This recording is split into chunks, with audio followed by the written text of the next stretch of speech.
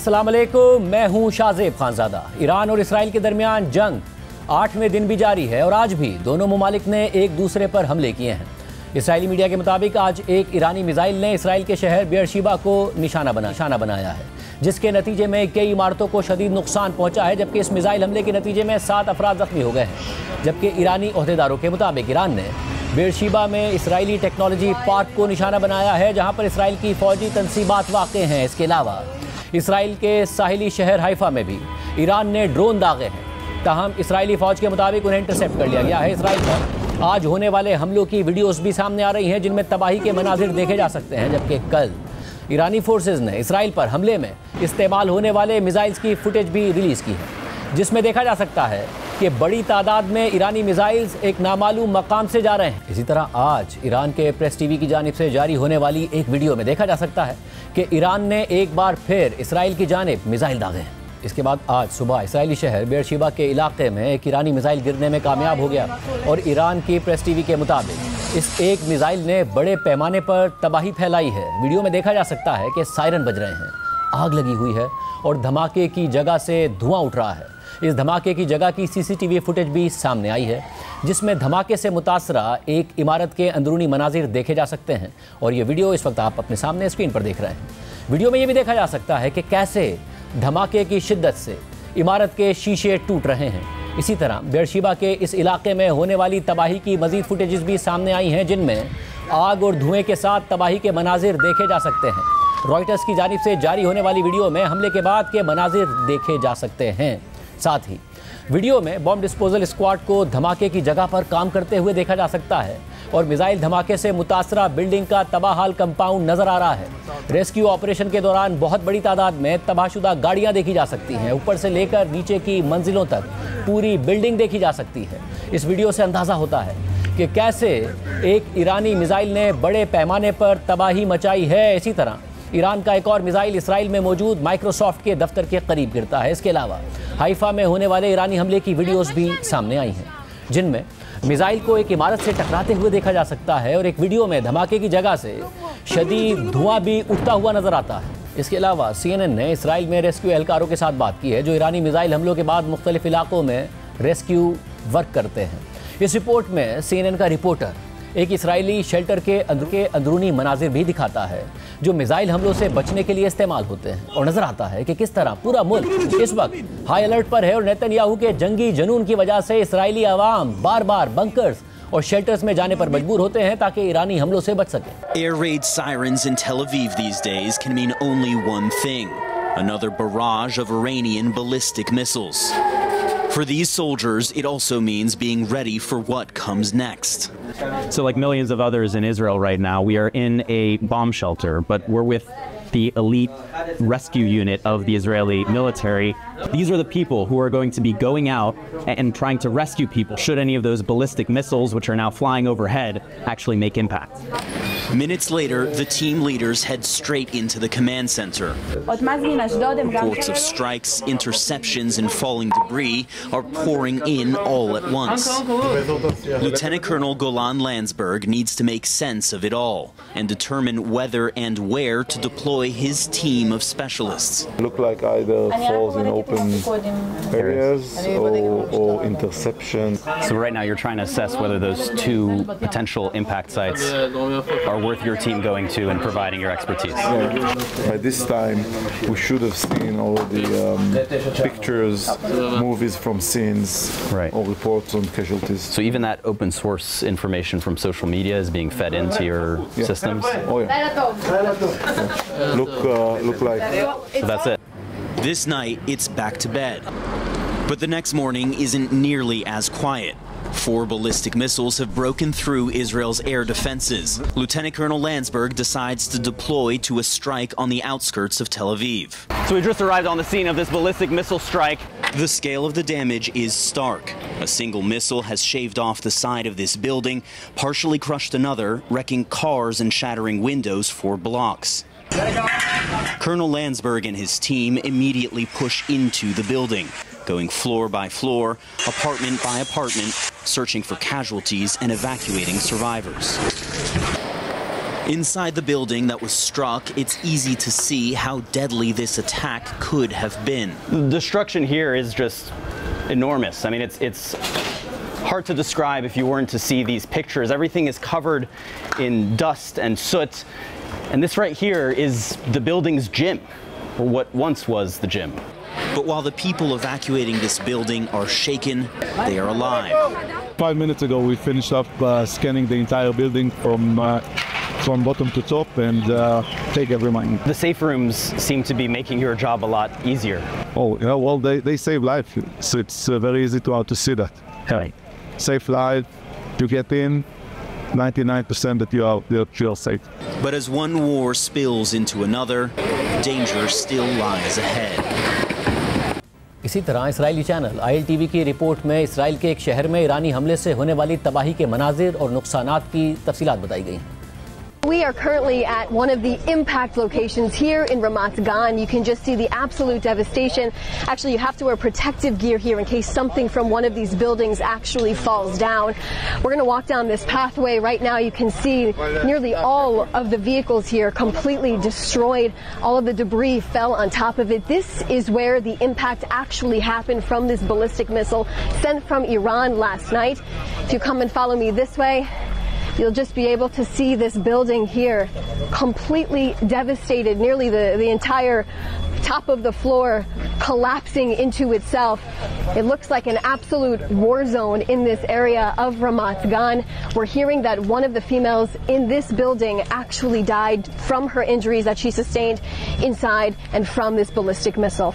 दूसरी तरफ इसराइल ने भी आज ईरान में मुख्तलिफ हमले किए हैं। इसराइली मीडिया के मुताबिक आज तेहरान में एक इमारत पर हमला किया गया है, जिसके नतीजे में एक ईरानी जौहरी साइंसदान शहीद हो गए हैं, मगर इन दावों की अभी तक ऑफिशियल तस्दीक नहीं हो सकी है। जबकि ईरानी वजारत सेहत के मुताबिक इसराइल ने तेहरान में एक और अस्पताल को निशाना बनाया है, जबकि इसराइली मीडिया के मुताबिक इसराइली फ़िज़ाइया ने गुज़िश्ता रात ईरान में मुख्तलिफ दिफाई अहदाफ और न्यूक्लियर रिसर्च साइट्स को निशाना बनाया है। इसराइल के मुताबिक इन हमलों में 60 जंगी तैयारों ने हिस्सा लिया और ईरान के अंदर मिसाइल प्रोडक्शन साइट्स, ईरानी न्यूक्लियर प्रोजेक्ट हेडक्वार्टर्स और बैलिस्टिक मिसाइल लॉन्चर समेत कई अहदाफ को निशाना बनाया गया है। ईरान पर होने वाले इसराइली हमलों की वीडियोज़ भी सामने आई हैं। एक वीडियो में देखा जा सकता है कि बड़ी तादाद में मिसाइल्स ईरानी हुदूद में दाखिल हो रहे हैं, जबकि एक और वीडियो में देखा जा सकता है कि कैसे ईरानी दिफाई निज़ाम ने इसराइली मिसाइल्स को इंटरसेप्ट किया है। जबकि इसराइली फ़ौज ने ईरान पर हमले की एक ड्रोन वीडियो भी रिलीज़ की है, जिसमें मुख्तलिफ ईरानी दिफाई मशीनरी को निशाना बनते देखा जा सकता है। इसके अलावा ईरानी मीडिया की जानिब से जारी की गई एक तस्वीर में देखा जा सकता है कि कैसे इसराइली ड्रोन्स ने तेहरान में एक रिहायशी इलाके को निशाना बनाया है। ये तस्वीर आप इस वक्त अपनी स्क्रीन पर देख सकते हैं। जबकि ईरान के प्रेस टीवी की जानिब से जारी होने वाली एक वीडियो जो इस वक्त आपकी स्क्रीन पर मौजूद है, इस वीडियो में देखा जा सकता है कि कैसे तेहरान में मौजूद रिहायशी इलाके में इसराइल ने एक इमारत को निशाना बनाया है। वीडियो में इमारत के अंदर और बाहर तबाही के मनाजिर देखे जा सकते हैं। इस सारी सूरत हाल में आज ईरान में जुमे की नमाज के बाद लोगों की एक बड़ी तादाद इसराइली जारियत के खिलाफ सड़कों पर निकल आई और तेहरान और शिराज समेत ईरान के मुख्तलिफ शहरों से हज़ारों अफराद ईरान की हुकूमत से इज़हार यकजहती के लिए सड़कों पर निकल आए। उन लोगों के हाथों में ईरानी झंडों के साथ साथ ईरानी सुप्रीम लीडर आयतुल्लाह खामनाई और इमाम खुमैनी की तस्वीर थी। इस सारी सूरत हाल में ईरानी सदर मसूद पेज़ेश्कियान का भी एक अहम बयान है। ईरानी सदर ने एक्स पर पोस्ट करते हुए लिखा है कि हमने हमेशा अमन चाहा है, लेकिन मौजूदा सूरत हाल में इस मुसल्लत करदा जंग के खात्मे का वाहिद रास्ता दुश्मन की जारियत का गैर मशरूत खात्मा और सहूनी दहशत गर्दों के एडवेंचर्स को हमेशा के लिए ख़त्म करने की यकीनी ज़मानत होगी, वरना दुश्मन के लिए हमारा जवाब ज़्यादा सख्त और ज़्यादा पछतावे का बाइस बनेगा। जबकि आज ईरानी वज़ीर ख़ारजा अब्बास इराक़ची ने अक़वाम मुत्तहिदा की इंसानी हुकूक काउंसिल के इजलास से खिताब करते हुए कहा कि हम पर एक नाइंसाफ़ी पर मबनी जंग मुसल्लत की गई है। इसराइल की जानिब से जौहरी तंसीबात पर हमले जंगी जराइम हैं। A peace-loving nation inheriting one of the most ancient civilizations. Iran एक अमन पसंद कौम है और दुनिया की कदीम तरीन तहजीबों में से एक है, जिसने इंसानी तहजीब में एक बहुत बड़ा किरदार अदा किया है। आज 10 करोड़ आवाम की इस कौम को एक ऐसी रजीम की जानिब से इश्तियाल अंगेज़ी और जारहियत का सामना है जो फ़लस्तीन में गुज़श्ता 2 बरसों से भयानक नस्लकुशी कर रही है और पड़ोसी ममालिक की ज़मीनों पर कब्ज़े कर रही है। ख़वातीन हज़रात, मैं आज इस मोतबर फोरम के सामने आप सबको आपकी कानूनी और अखलाकी जिम्मेदारी की याद दहानी कराने के लिए मौजूद हूँ। ह्यूमन राइट्स काउंसिल के हर रुकन और ऑब्जर्वर को इस नाइंसाफ़ी के खिलाफ खड़ा होना होगा। इसराइल ने ईरान पर बिला इश्तियाल जारहियत का आगाज़ कर दिया है, जो अक़वाम मुत्तहिदा के चार्टर की खिलाफ वर्जी है और उन तमाम उसूलों के खिलाफ है जिनकी पासदारी के लिए ये ह्यूमन राइट्स काउंसिल बनाई गई है। ये एक नाइंसाफ़ी पर मबनी जंग है जिसे 13 जून को जुमे की सुबह से हमारे अवाम पर मुसल्लत कर दिया गया है, जब इसराइल ने गैर कानूनी और मुजरिमाना ऑपरेशंस के जरिए ऑफ ड्यूटी मिलिट्री अफसरान, यूनिवर्सिटी प्रोफेसर्स और आम लोगों को मार डाला। सैकड़ों ईरानी इन इसराइली हमलों में मारे जा चुके हैं या ज़ख्मी हैं, और इसराइल ने अपने दहशतगर्दाना हमलों में रिहायशी इलाकों, पब्लिक इंफ्रास्ट्रक्चर, अस्पतालों, हेल्थ सेंटर्स और वजारत खारजा तक को निशाना बनाया है। Hospitals, health centers, and of course the foreign ministry. Our peaceful nuclear facilities have also हमारी पुरअमन न्यूक्लियर तंसीबात पर हमला कर दिया है, हालांकि वो इंटरनेशनल एटॉमिक एनर्जी एजेंसी की मुकम्मल मॉनिटरिंग में है, और इसराइल ने ये इस सब के बावजूद किया कि बैनुल अक़वामी क़वानीन के तहत ऐसी जगहों पर हमले करना गैर कानूनी है। इसराइल की तरफ से न्यूक्लियर तंसीबात पर हमले जंगी जराइम हैं। इन हमलों से माहौलियाती और सेहत के हवाले से तबाहकुन असरात हो सकते हैं, क्योंकि ताबकारी मवाद के लीक होने का खतरा होता है। जनाब सदर, ईरान अक़वाम मुत्तहिदा के बानी रुकन की हैसियत से आप सबसे ये तवक्को करता है कि आप इंसाफ, कानून की हुक्मरानी और बुनियादी इंसानियत के उसूलों और अखलाकियात के लिए खड़े होंगे। ईरान पर इस वक्त इसराइल की तरफ से बेरहमाना जारहियत हो रही है, और ये एक ऐसी वाशगाफ हकीकत है कि इसराइल को इन हक़ाइक़ को मस्ख़ करने की इजाज़त नहीं देनी चाहिए। This is crystal clear fact must not be allowed to be twisted upside down by Israel and its backers. इसके अलावा ईरानी वज़ीर ख़ारजा अब्बास इराक़ची की जेनीवा में बरतानिया, फ्रांस और जर्मनी के वज़राए ख़ारजा और यूरोपीय यूनियन के आला नुमाइंदे से मुलाकात भी हुई है। इससे पहले व्हाइट हाउस की तर्जुमान कैरोलाइन लेविट ने अमरीकी सदर ट्रंप का एक पैगाम पढ़कर सुनाया था और कहा था कि सदर ट्रंप ने कहा है कि वो ईरान से मुताल्लिक अपना फैसला 2 हफ्तों में करेंगे। Regarding the ongoing situation in Iran, I know there has been a lot of speculation amongst all of you in the media regarding the president's decision making and whether or not the United States will be directly involved. In light of that news, I have a message directly from the president, and I quote, "Based on the fact that there's a substantial chance of negotiations that may or may not take place with Iran in the near future, I will make my decision whether or not to go within the next 2 weeks." That's a quote directly from the president for all of you today. Israeli वज़ीर आज़म Netanyahu ने 13 जून को Iran के nuclear programme को ख़त्म करने के दावे के साथ ईरान पर हमलों का आगाज़ कर दिया था, जो 8 दिन बाद अब भी जारी हैं। इन हमलों में इसराइल ने ईरान की आला अस्करी क़यादत और जौहरी साइंसदानों समेत ईरान के अहम जौहरी तंसीबात को निशाना बनाया है, जिनमें नतंस और इस्फहान समेत खुंदाब की न्यूक्लियर तंसीबात शामिल हैं। और रिपोर्ट्स के मुताबिक इसराइली हमलों से इन तंसीबात को काफ़ी नुकसान भी पहुँचा है, लेकिन इसके बावजूद इसराइल ईरान के जौहरी प्रोग्राम को ख़त्म करने में नाकाम रहा है, क्योंकि वो ईरान के सबसे अहम फुर्दो न्यूक्लियर प्लांट को नुकसान नहीं पहुंचा सका है। इस सारी सूरत हाल में इसराइल की कोशिश है कि अमेरिका इस जंग में शामिल हो जाए, क्योंकि उसे ईरान के न्यूक्लियर प्रोग्राम को ख़त्म करने के अपने मकासद हासिल करने के लिए अमेरिका के अहम हथियारों और तैयारों की ज़रूरत है। जबकि अमेरिका ने भी इसराइल के हमलों के बाद से मशरिक़ वस्ता में अपनी फ़ौजी मौजूदगी में इजाफा कर दिया है। यानी एक तरफ ट्रंप कह रहे हैं कि वो 2 हफ्ते लेंगे, मगर ये डेवलपमेंट्स भी साथ साथ हो रही हैं। पहले अमेरिका का एक अहम एयरक्राफ्ट कैरियर यूरोप की तरफ मोड़ दिया गया, जहां से अमेरिकी जंगी जहाज़ आसानी के साथ ईरान की जानिब जा सकते हैं। इसके अलावा तकरीबन 30 अमरीकी रीफ्यूलिंग तैयारे भी मशरिक़ वस्ता के करीब अमरीकी अड्डों में पहुंचा दिए गए हैं, ताकि किसी मुमकिना अमरीकी हमले में इनका इस्तेमाल हो सके।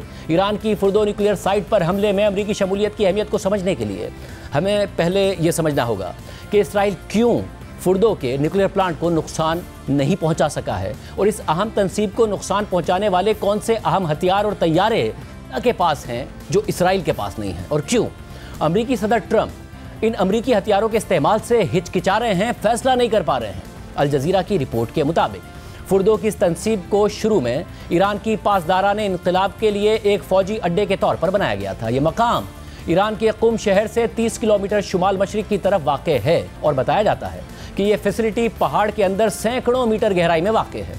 ईरान ने 21 सितंबर 2009 को अक़वाम मुत्तहिदा की एटमी निगरान तंजीम इंटरनेशनल एटॉमिक एनर्जी एजेंसी को एक ख़त लिखकर इतला दी थी कि इस मकाम को न्यूक्लियर साइट में तब्दील कर दिया गया है। ईरान ने यह इंकशाफ उस वक्त किया जब उसे मालूम हो गया था कि मगरबी खुफिया इदारों को पहले ही से पता चल गया है कि इस जगह पर न्यूक्लियर प्लांट है। जबकि दी गार्डियन के मुताबिक ईरान ने फुर्दो में यूरेनियम अफजोदगी का प्लांट ज़मीन के अंदर गहराई में इसलिए बनाया ताकि उसे फ़िज़ाई हमलों से बचाया जा सके, क्योंकि 1981 में इसराइल ने इराक में बगदाद के करीब एक न्यूक्लियर प्लांट पर बमबारी की थी जो ज़मीन के ऊपर बनाया गया था। ईरान के इस अहम न्यूक्लियर प्लांट की ज़ेरे ज़मीन तामीर 2005 में शुरू हुई थी और उस वक्त आप अपनी स्क्रीन पर इस वक्त सैटेलाइट तस्वीर से देख सकते हैं कि 25 मार्च 2005 तक इस पहाड़ी पर 2 बिल्डिंग्स ज़मीन से ऊपर नज़र आ रही हैं, जबकि अगली तस्वीर जो कि 20 साल बाद 19 मार्च 2025 को ली गई है, उसमें देखा जा सकता है कि 2 इमारतों की बजाय एक ज़ेरे ज़मीन तनसीब का रास्ता बना हुआ दिखाई देता है, यानी ये तनसीब ज़ेरे ज़मीन मुंतकिल कर दी गई है। फुर्दो ईरान की महफूज तनसीब समझी जाती है और पहाड़ के अंदर गहराई में होने की वजह से इसराइली हमलों से अब तक कोई नुकसान नहीं पहुंच सका है। द गार्डियन ने अपनी रिपोर्ट में मजीद लिखा है कि सिर्फ अमेरिका के पास ऐसा ताकतवर बॉम्ब मौजूद है जो शायद फुर्दो जैसे न्यूक्लियर प्लांट को तबाह कर सकता है। अमेरिका के पास इस बॉम्ब को GBU-57 या मैसिव ऑर्डिनेंस पेनिट्रेटर कहा जाता है। ये बॉम्ब तकरीबन 6 मीटर यानी 20 फीट लंबा है और इसका वजन 30,000 पाउंड यानी तकरीबन 13,600 किलोग्राम है और सिर्फ B-2 बमबार तैयारा ही इस बॉम्ब को ले जाने की सलाहियत रखता है और ये तैयारे भी सिर्फ अमेरिका ही के पास हैं। इसी तरह न्यूयॉर्क टाइम्स के मुताबिक इस बॉम्ब को बंकर बस्टर के नाम से भी जाना जाता है, क्योंकि इसे बंकर या ज़ेरे ज़मीन इंतहाई महफूज तनसीब में रखे गए हथियारों को तबाह करने के लिए बनाया गया है और इस बॉम्ब को फिजा से दागा जाने वाला ऐसा हथियार माना जाता है जो ऐसी साइट्स को तबाह कर सकता है। इस बॉम्ब में काफ़ी मोटा स्टील का खोल होता है और फटने से पहले मट्टी, चट्टान और कंक्रीट से गुजरते हुए इस बॉम्ब का भारी खोल बारूदी मवाद को इंटैक्ट रखने में मदद देता है, यानी गहराई में जाने तक फटने से महफूज रखता है, क्योंकि आमतौर पर कोई भी बॉम्ब ज़मीन से टकराते ही फट जाता है। मगर इस बॉम्ब की खासियत यह है कि यह अपने टारगेट पर लगने के बाद तकरीबन 60 फीट तक किसी भी इमारत या ढांचे को चीरने के बाद जाकर फटता है, जिससे बंकर या ज़ेरे ज़मीन तनसीब को अंदर से तबाह किया जा सकता है। मगर क्योंकि फुर्दो का न्यूक्लियर प्लांट तकरीबन 300 फीट की गहराई में बना हुआ है, इसलिए माहिरीन के मुताबिक इस जगह को मुकम्मल तौर पर तबाह करने के लिए मुतादिद बॉम्ब गिराने की ज़रूरत है। लेकिन इसके बावजूद ये यकीनी तौर पर नहीं कहा जा सकता कि इससे फुर्दो का न्यूक्लियर प्लांट मुकम्मल तौर पर तबाह होगा या नहीं। अमेरिका का ये ख़तरनाक बॉम्ब कैसे काम करता है, इस हवाले से CNN ने भी बताया। इसके अलावा न्यूयॉर्क टाइम्स की 2019 की एक रिपोर्ट के मुताबिक तकरीबन 1 दहाई पहले पेंटागन ने फुर्दो के प्लांट का एक मॉडल तैयार किया था और इस मॉडल पर 30,000 पाउंड वजनी बॉम्ब से तजर्बाती हमला किया गया था। यह हमला इंतहाई खुफिया तौर पर रिकॉर्ड किया गया था और बाद में सदर ओबामा के दौर में अमरीकी वजीर दिफा लियोन पेनिटा ने इस तजर्बे की वीडियो साबिक इसराइली वजीर आज़म यहूद बाराक को भी दिखाई थी। न्यूयॉर्क टाइम्स की रिपोर्ट के मुताबिक बॉम्ब ने सहरा में बनाए गए एक फुर्दो के मॉडल को मुकम्मल तौर पर तबाह कर दिया था, जबकि गार्डियन के मुताबिक गुज़िश्ता दहाई के वस्त तक समझा जाता था कि अमेरिका के पास सिर्फ 20 ऐसे बॉम्ब थे, लेकिन हालिया अंदाजे बताते हैं कि अब इनकी तादाद ज़्यादा हो चुकी है। अहम बात यह है कि इन बॉम्ब्स को सिर्फ अमेरिका के B-2 बमबार तैयारे कैरी कर सकते हैं और हालिया दिनों में अमेरिका के फौजी एसिड्स की मूवमेंट भी हुई है, जिससे ये इशारे मिलते हैं कि शायद अमेरिका जल्द ही ईरान के फुर्दो न्यूक्लियर प्लांट को निशाना बना सकता है। इस हवाले से गार्डियन ने मजीद लिखा है कि बगैर रिफ्यूलिंग के अमेरिका के B-2 बमबार तैयारों की परवास की हद तकरीबन 6000 मील है, लेकिन ये आमतौर पर चंद खास हवाई अड्डों से ही उड़ सकते हैं। अमेरिका में व्हाइटमैन बेस, बरतानिया में फेयरफोर्ड बेस और इंडियन ओशन में वाक़ जजीरे डिएगो गार्सिया में अमरीकी फौजी अड्डे से ही ये तैयारे आमतौर पर उड़ते हैं। डिएगो गार्सिया का ये अड्डा बरतानिया ने मॉरिशस से लीज पर लेकर अमेरिका को दिया हुआ है। गुज़िश्ता साल अक्टूबर में B-2 बमबार तैयारों ने अमरीकी बेस व्हाइटमैन से उड़कर तकरीबन 8000 मील दूर यमन में हौसी बागियों के 5 ज़ेरे ज़मीन हथियारों के मराकज़ पर हमला किया था। फुर्दो का फासला डिएगो गार्सिया के अड्डे से सिर्फ 3200 मील है, इसलिए अगर ईरान के न्यूक्लियर मराकज़ पर हमला किया जाता है तो इस सूरत में B-2 बमबार तैयारों को बमबारी के बाद वापसी पर सिर्फ एक बार हवा में ईंधन भरने की ज़रूरत होगी। BBC के मुताबिक हाल ही में अमेरिका ने डिएगो गार्सिया में अपने फौजी अड्डे पर B-2 बमबार तैयारों का एक स्क्वाड्रन तैनात किया था। सैटेलाइट तस्वीर में मार्च के आखिर में देखा जा सकता है कि B-2 बमबार तैयारे डिएगो गार्सिया के अमरीकी अड्डे में मौजूद थे, लेकिन जजीरे की ताज़ा तरीन तस्वीर में ये बमबार तैयारे मौजूद नहीं हैं। इस सारी सूरत हाल में अब भी इस कार्रवाई में अमरीकी शमूलियत गैर यकीनी का शिकार है। ये खबरें भी हैं कि हमले की पेचीदगी और मुमकिना नाकामी के खौफ से अमरीकी सदर ट्रंप हमले में हिस्सा लेने से हिचकिचा रहे हैं। द गार्डियन की रिपोर्ट के मुताबिक अमरीकी सदर ट्रंप की बातचीत से वाकिफ मुतादिद अफराद ने बताया है कि ट्रंप ने अमरीकी दिफाई हुक्काम से कहा है कि अमरीका को ईरान पर हमला सिर्फ उस सूरत में करना चाहिए जब उन्हें यह मुकम्मल यकीन हो कि बंकर बस्टर बॉम्ब फुर्दो के न्यूक्लियर प्लांट को मुकम्मल तौर पर तबाह कर सकते हैं, जबकि अमेरिकी दिफाई हुकाम ने ट्रंप को बताया कि अगर 30,000 पाउंड वजनी बंकर बस्टर बॉम्ब गिराया जाएगा तो इससे फुर्दो को मौसर तरीके से खत्म किया जा सकता है। लेकिन इन जराए के मुताबिक ट्रंप अभी भी इस बात से पूरी तरह कायल नजर नहीं आते और इसलिए उन्होंने ताहाल हमले की मंजूरी नहीं दी है। वो इस उम्मीद में भी हैं कि अमरीकी मुदाखलत की धमकी से ही ईरान शायद मुज़ाकरात की मेज पर आ जाए। 2 दिफाई अहलकारों के मुताबिक पेंटागन में ट्रंप के दौरे हुकूमत के आगाज से ही बंकर बस्टर बॉम्ब के मौसर होने पर शदीद बहस जारी है। उनके मुताबिक फुर्दो इतनी गहराई में वाक़ है कि शायद सिर्फ एक टेक्टिकल न्यूक्लियर हथियार ही इसे मुकम्मल तौर पर तबाह कर सकता है।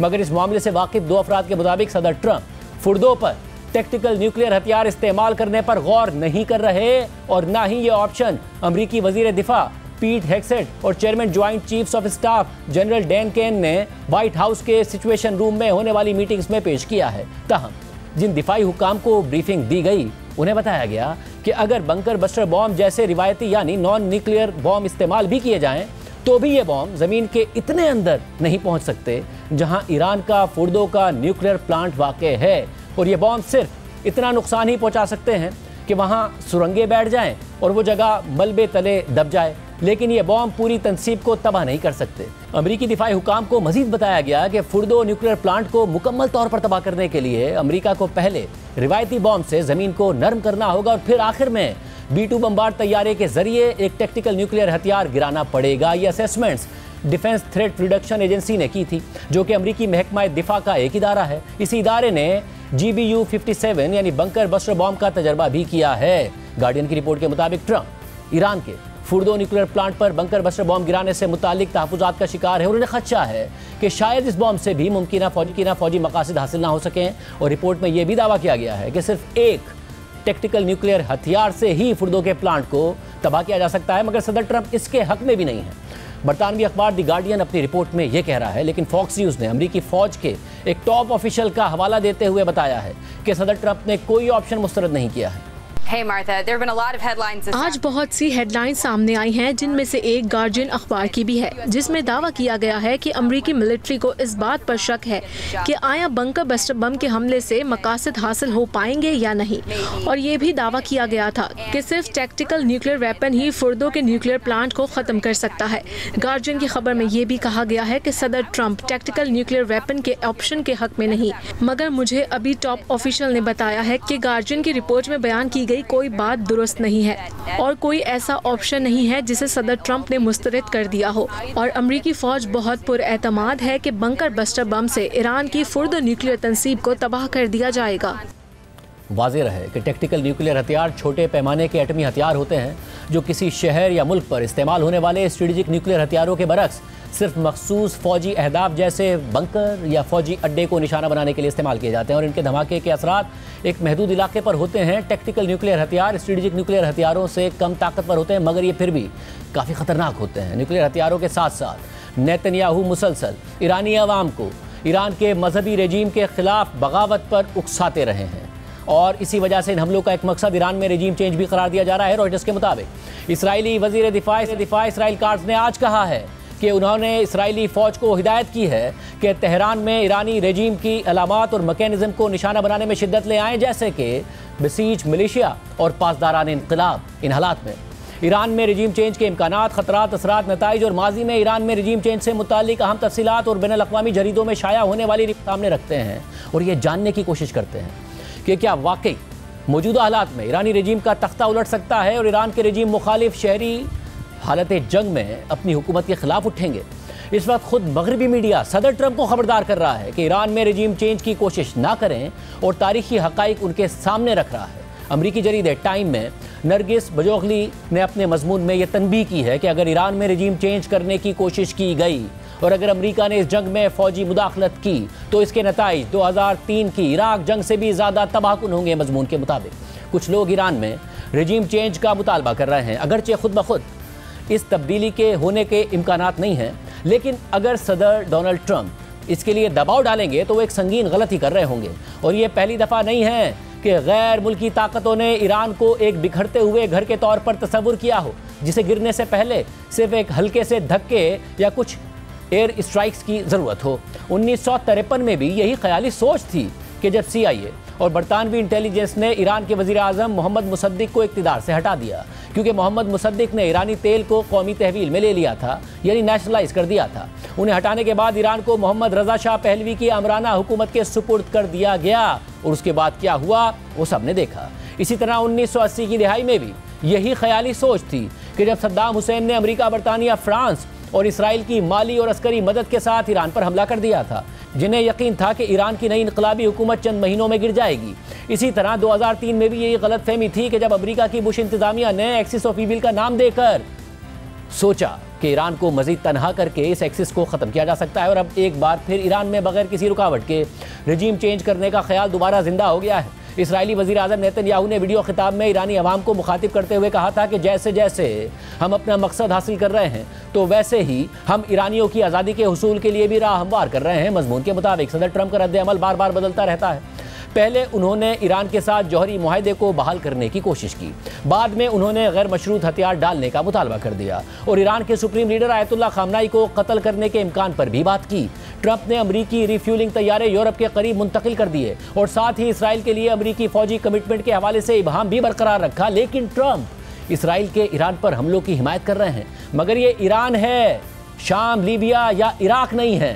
अगर सदर ट्रंप ईरान के खिलाफ जंग में शामिल होते हैं और ईरानी रजीम को हटाने के लिए किरदार अदा करते हैं तो इसके नताइज शायद 2003 की इराक जंग से भी ज़्यादा तबाहकुन होंगे, जिसमें 12 लाख से ज़्यादा अफराद मारे गए थे, 90 लाख से ज़्यादा इराकी बेघर हो गए थे। साथ ही इसके नतीजे में दाइश को उभरने में मदद मिली थी और अमेरिका के तकरीबन $3 ट्रिलियन यानी 3000 अरब डॉलर्स खर्च हो गए थे।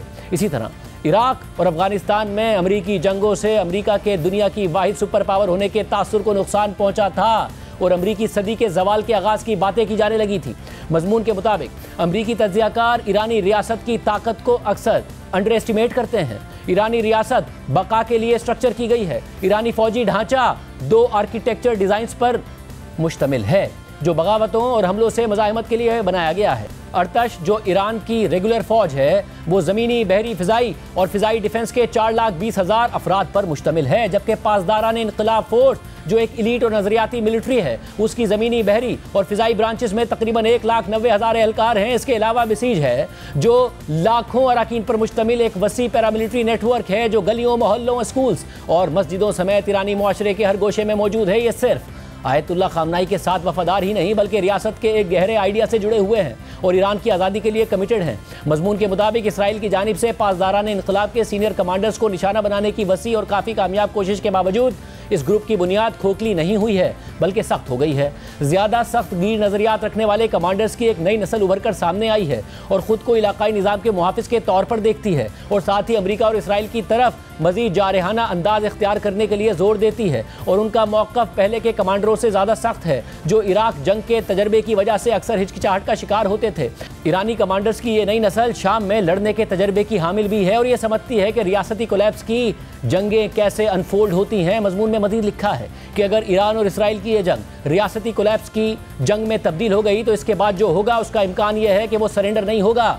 पासदारान इनक़िलाब के अल-कुद्स फोर्स जो इराक में सालों तक अमरीकी अफवाज को नुकसान पहुंचाने वाली मलेशियाज़ के नेटवर्क को ऑर्गेनाइज करने में मदद करती रही है, वो दोबारा वही किरदार अदा करने की सलाहियत रखती है। लबनान, इराक, शाम और अफगानिस्तान में मौजूद ये नेटवर्क्स इसी काम के लिए बनाए गए थे कि किसी बराह रास्त तनाज़े की सूरत में मज़ाहमत की जा सके और अदम इस्तेहकाम पैदा किया जा सके। अगरचे इसराइल ने ईरान के axis of non state actors को बहुत हद तक कमज़ोर कर दिया है, लेकिन तेहरान अब भी अमरीकी और इसराइली फोर्सेज और मफादात के खिलाफ लड़ने के लिए मलेशियाज़ को उभारने की सलाहियत रखता है। मजमून के मुताबिक फ़िज़ाई बमबारी ईरान के फौजी और शहरी इंफ्रास्ट्रक्चर को शदीद नुकसान पहुंचा सकती है, लेकिन रजीम को हटाने के लिए सदर ट्रंप को सिर्फ फौज से ही लड़ना नहीं पड़ेगा बल्कि उस निज़ाम का भी सामना करना पड़ेगा जो दहाइयों से एसिमेट्रिक वॉरफेयर का तजर्बा रखता है। सदर ट्रंप ने सोशल मीडिया पर कहा था कि अमेरिका कम अज़ कम फिलहाल ईरान के सुप्रीम लीडर आयतुल्लाह खामनाई को कत्ल नहीं करेगा, लेकिन ईरान किसी एक शख्स या गिरोह के हाथ में नहीं है जिसे ख़त्म किया जा सके। ईरानी रियासत एक कंपेटिटिव अथॉरिटेरियन सिस्टम है जिसके इदारे एक सदी के दौरान इवॉल्व हुए हैं। यहाँ तक कि क्राइसिस के दौरान भी ये निज़ाम नए लीडर्स, धड़े और पावर सेंटर्स पैदा करता है। चंद अहम शख्सियात की मौत से ये निज़ाम टूटेगा नहीं बल्कि रिन्यू हो जाएगा। मजमून के मुताबिक 1980 में मगरबी हिमायत से सद्दाम हुसैन ने ईरान से जंग लड़ी तो उस वक्त ईरान नई इनकलाबी रियासत थी, ना ज़्यादा तजर्बा था, ना ज़्यादा फौजी सलाहियत थी। सद्दाम हुसैन को फ़िज़ाओं पर बरतरी थी और मगरबी और सोवियत हिमायत भी हासिल थी, मगर फिर भी ईरान ख़त्म नहीं हुआ। इसके अलावा ईरान एक सिविलाइजेशनल स्टेट है। बहुत से ईरानियों की शनाख्त की बाइंडिंग सिर्फ एक झंडे या हुकूमत से जुड़ी हुई नहीं है, बल्कि एक गहरी तारीखी याददाश्त से मुंसलिक है जो माजी में ईरानी एम्पायर तक जाती है। हो सकता है कि ईरान अब भी न्यूक्लियर बॉम्ब बनाने की दौड़ में ना हो, लेकिन अगर रजीम को लगने लगा कि बका के लिए इसके सिवा कोई रास्ता नहीं, तो वो तेज़ी से इसके लिए आगे बढ़ सकता है ताकि दोबारा कोई इस पर हमले के लिए आने की हिम्मत ना करे। ये सब कुछ खुद मगरबी मीडिया रिपोर्ट कर रहा है। ईरान की सड़कों पर आज क्या सूरत हाल है, लोग खौफजदा हैं, नकल मकानी कर रहे हैं, क्या हो रहा है। बिल्कुल ईरान की सड़कों से, ईरान के बाज़ारों से हम आपको एक पैकेज दिखाएंगे सहाफ़ी जॉन हुसैन का, लेकिन एक छोटे से ब्रेक के बाद। जंग की सूरत हाल है और जाहिर है परेशानी है, लोग तेहरान छोड़कर भी गए हैं, बड़े शहरों से नकल मकानी भी कर रहे हैं, मगर क्या वैसी पैनिक की सूरत हाल है जैसा कि मगरबी मीडिया में रिपोर्ट किया जा रहा है। सहाफ़ी जॉन हुसैन गए तेहरान की सड़कों पर, दुकानों पर, बात की उनसे, दुकानदार भी ये कहता नज़र आ रहा है कि ऐसा कोई पैनिक नहीं है। जरा देखिए। मैं इस वक्त तेहरान की सड़कों पे मौजूद हूँ। हम लोग जा रहे हैं इस वक्त, we will go to the petrol station जहाँ पे कहा जा रहा है कि रश है बहुत ज़्यादा। हम लोग स्ट्रीट्स पे जाएंगे, सड़कों पे आम लोगों को देखेंगे, हम लोग दुकानों पे जाएंगे, कोशिश करेंगे कि ईरानियों का व्यू भी लें कि उनका व्यू क्या है। चलते हैं भाई, दुकानों की तरफ भी चलते हैं, एक काम करते हैं, दुकानों से व्यूज़ लेते हैं। आगा सलाम चितुरी शुमा चरा बाजी मुश्किल نیست که من بازن سر کارن این روز عادی. نه چرا میگن که ترامپ گفت که برو از اینجا، همه اصلا همه بازن، همه مغازه‌ها بازن، همه دارن. آها ولی ایشون میگن که پمپ بنزین خیلی خط دارن، پمپ بنزینا همه خلوت. من خدا حیران شدم، رفتم خیلی مثلا مردم مثلا میگن که هیچ فرق نشد. امکانات همه چی هست. اون هزینه 780 880 बस ये 1000 1500 2000 की जो है वो शर्टें हैं। merci खुदा हाफिज़। तो ये थे दुकानदार थे। देखें नॉर्मली रोड पे आया हूँ इस वक्त में, नॉर्मल बिल्कुल दुकानें हैं, जो लोग जो आ रहे हैं सब्ज़ीजात, और पार्क में लोग बैठे हुए हैं। कोई इस तरीके का वलवला या कोई इस तरीके का केओस नहीं है, बिल्कुल नॉर्मल। देखिए भाई हुक्का भी चल रहा है, साथ साथ लोग बैठे हुए सुकून से।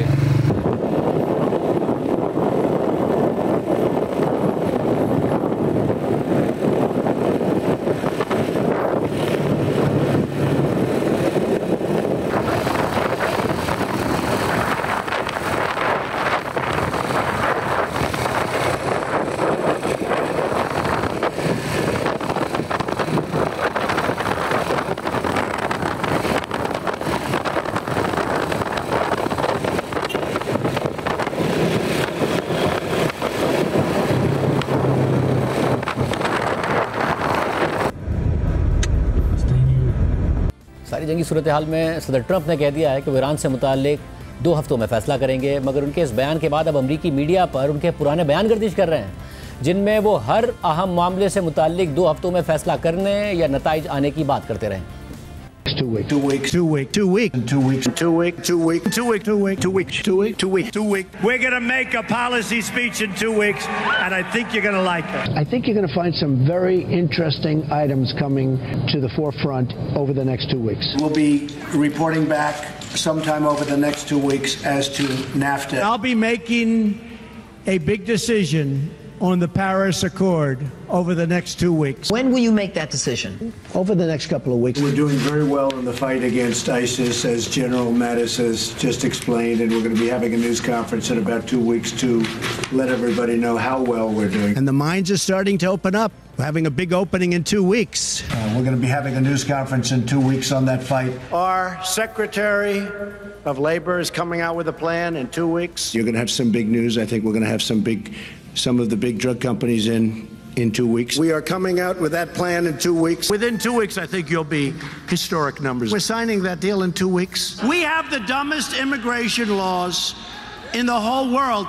Watch what happens over the next couple of weeks, folks. Wait till you see what happens over the next couple of weeks. You're going to see a very secure border. We'll see what happens over the next couple of weeks. We're going to be seeing a lot over the next couple of weeks. I like her very much. In fact, I'll be seeing her in 2 weeks. And we're going to have another big announcement in 2 weeks that'll take place over the next 2 weeks. And we're doing one other thing that, believe it or not, is even bigger, but you'll be seeing that over the next 2 weeks. And it can be in 2 weeks from now. You understand? I said, do me a favor. Tell the Prime Minister that I'll call him back in 2 weeks. I'm busy. He said, 2 weeks? That's a long time. It'll be under construction very shortly, in a couple of weeks. The peak, the highest point of death rates, remember this, is likely to hit in 2 weeks. We have tests coming out perhaps over the next 2 weeks that will blow the whole industry away. I want to ask you about minimum wage. I'll have a statement over the next 2 weeks on minimum wage. 2 weeks? What do you think? Maybe in 2 weeks. Who knows? The problem is, folks, they all have a memory, including us. 2 weeks and we forget. हम एक break शामिल करते हैं और अहम खबर की तफसीलात आपके सामने रखेंगे। अमरीकी सदर ट्रंप से army chief field marshal Asim Munir की मुलाकात के बाद एक और बड़ी पेशरफ्त हुई है। अमरीकी वजीर खारजा मार्को रूबियो और वजीर आजम शहबाज शरीफ का राब्ता हुआ है। वजीर आजम हाउस के एलामिया के मुताबिक वजीर आजम शहबाज शरीफ को अमरीकी वजीर खारजा मार्को रूबियो ने टेलीफोन किया और गुफ्तगू के दौरान वजीर आजम ने अमरीकी सदर ट्रंप के लिए नेक ख्वाहिशात का इजहार किया और पाक भारत जंग का खतरा टालने पर वजीर खारजा मार्को रूबियो की सिफारती कोशिशों को भी सराहा। वजीर आजम ने कहा कि सदर ट्रंप के पाकिस्तान से मुताल्लिक मस्बत बयानात जनूबी एशिया में अमन के लिए हौसला अफजा हैं और पाकिस्तान भारत के साथ तमाम तस्फिया तलब उमूर पर बामानी मुज़ाकरात के लिए तैयार है। वज़ीर आज़म ने मज़ीद कहा कि मकबूजा कश्मीर, सिंतास मुआहदे, तिजारत और इंसदादी दहशतगर्दी पर भी बातचीत होनी चाहिए। वज़ीर आज़म ने ईरान इसराइल बहरान के पुरअमन हल की ज़रूरत पर जोर दिया और कहा कि पाकिस्तान मशरिक़ वस्ता में अमन की हर कोशिश में तामीरी किरदार अदा करने के लिए तैयार है। शहबाज शरीफ ने कहा कि पाकिस्तान और अमरीका को तिजारत, तवानाई, IT और मादनियात में ताउन बढ़ाना चाहिए। उन्होंने कलअदम BLA, कलअदम TTP और दीगर शिद्दत पसंद गिरोहों के खिलाफ कार्रवाई जारी रखने का अज़म दोहराया और कहा कि पाकिस्तान मुल्क भर से दहशतगर्दी के मुकम्मल खात्मे के लिए पुरअज़म है।